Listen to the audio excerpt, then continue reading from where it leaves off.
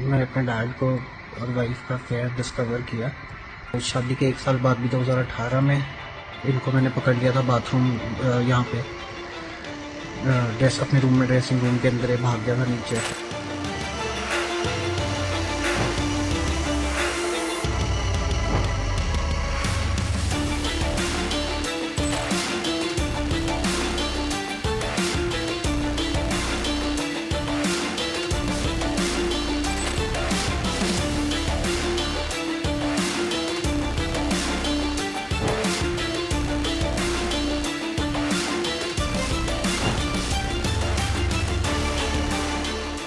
चलिए हम बात करते हैं एक ऐसे मामले की जिसने एक नया मोड़ ले लिया है। एक ऐसा मामला जिसने पूरे देश को हिला करके रख दिया है।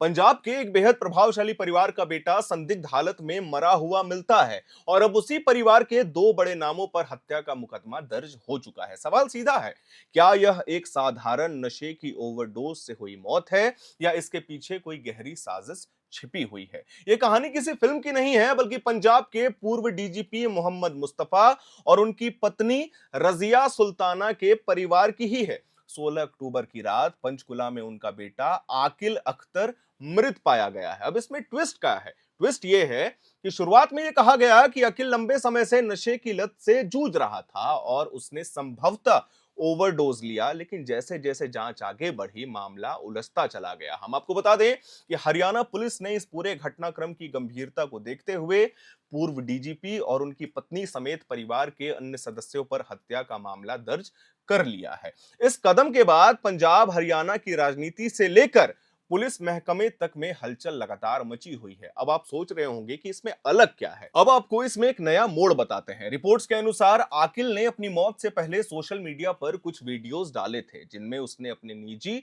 और पारिवारिक जीवन को लेकर गंभीर आरोप भी लगाए थे। उन्हीं वीडियोस में एक चौंकाने वाला खुलासा भी किया गया था। हम आपको बता दें कि अकिल ने यह दावा किया कि उसने अपने पिता मोहम्मद मुस्तफा और अपनी पत्नी को रंगे हाथों आपत्तिजनक स्थिति में पकड़ा था। इस आरोप के बाद से पूरा मामला एक नई दिशा में मुड़ गया है, क्योंकि अगर आकिल के इन दावों में सच्चाई है तो यह न केवल पारिवारिक तनाव बल्कि गहरी मानसिक और भावनात्मक टूटन का संकेत देता है। यही वजह है कि पुलिस अब इन वायरल वीडियोस को मुख्य साक्ष्य के रूप में देख रही है और अच्छे तरीके से खंगाल भी रही है। वीडियो में उसने यह भी इशारा किया था कि उनके साथ घर में कुछ बहुत गलत हो रहा है और वह असुरक्षित महसूस लगातार कर रहे हैं। इन वीडियोस के वायरल होते ही पुलिस ने मामले को सिर्फ एक सामान्य ओवरडोज की घटना ना मानते हुए हत्या के एंगल से जांच शुरू कर दी है। पोस्टमार्टम रिपोर्ट्स का इंतजार किया जा रहा है और फॉरेंसिक टीम्स को भी बुलाया गया है ताकि यह पता लगाया जा सके कि आकिल की मौत प्राकृतिक थी या किसी ने उसे मजबूर किया या कोई बाहरी तत्व इसमें शामिल था। हम आपको बता दें कि पुलिस के मुताबिक आकिल पिछले 18 वर्षों से ड्रग एडिक्ट था। ये परिवार वाले भी बोल रहे थे, यानी कि नशे का शिकार। यह जानकारी खुद पूर्व डीजीपी ने दी थी, लेकिन यही बात अब जांच का अहम हिस्सा बन गई है। अगर वह पहले से नशे की लत में था तो क्या उसने खुद ओवरडोज ली या किसी ने उसे किसी और रूप में ड्रग्स दिया था? यह सबसे बड़ा सवाल है। वही कई रिपोर्ट्स में यह भी सामने आया है कि आकिल के परिवार के भीतर लंबे समय से तनाव लगातार चल रहा था। कुछ मीडिया सूत्रों के अनुसार उसने अपनी मां और पिता दोनों के खिलाफ भी आरोप लगाए थे और बहुत गंभीर आरोप लगाए थे, जिसने पुलिस को और भी चौकन्ना कर दिया है। हरियाणा पुलिस ने इस मामले में एफआईआर दर्ज कर ली है और एक स्पेशल इन्वेस्टिगेशन टीम यानी कि एसआईटी गठित कर दी गई है। यह टीम अब आकिल की आखिरी call details, mobiles location, CCTV footages और सोशल मीडिया पे अपलोड किया हुआ हर एक वीडियोस को खंगाल रही है।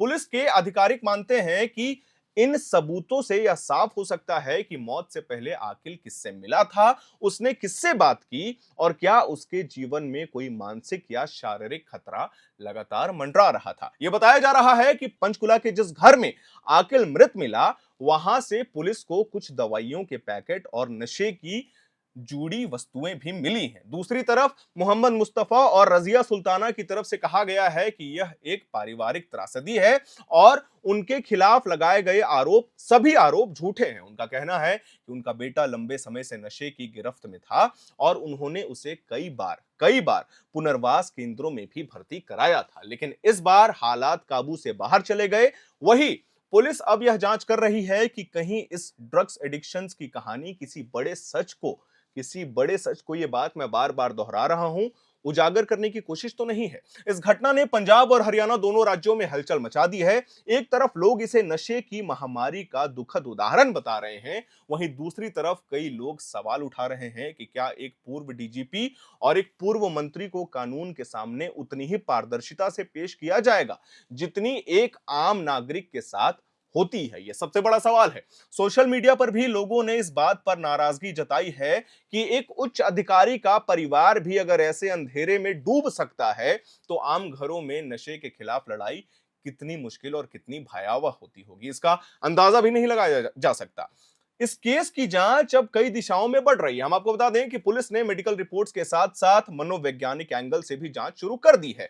आकिल के दोस्तों और परिचितों से भी पूछताछ लगातार की जा रही है ताकि यह समझा जा सके कि वह अपने आखिरी दिनों में किस मानसिक स्थिति में था और क्या क्या झेल रहा था। शुरुआती रिपोर्ट्स में यह साफ हुआ है कि आकिल का जीवन काफी अस्थिर था। वह अपने माता पिता के साथ नहीं रह रहा था और उसके कई करीबी रिश्ते भी जो थे, पुराने रिश्ते थे, वो टूट गए थे। लेकिन यहां सबसे बड़ा सवाल यही है कि क्या एक पूर्व डीजीपी जिसने अपने करियर में अपराधों की जांच की हो, लाखों अपराधों की जांच की हो, उसी का बेटा इस चंगुल में कैसे फंस गया? क्या यह कानून और व्यवस्था की एक काली विडंबना नहीं है? एक तरफ वह आदमी जिसने पूरे देश, पूरे करियर और अपराधियों को पकड़ा हो, अब खुद हत्या के शक के घेरे में है। सामाजिक तौर पर भी यह मामला एक चेतावनी है।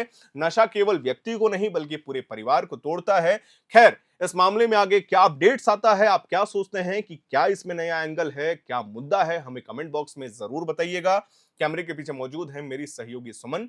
वीडियो को लाइक करिए, शेयर करिए, हमारे चैनल को सब्सक्राइब करिए। जैसे जैसे इस मामले का अपडेट्स आएगा हम अपने चैनल के माध्यम से अपने दर्शकों को देते जाएंगे। देखते रहिए एआर नाउ। धन्यवाद।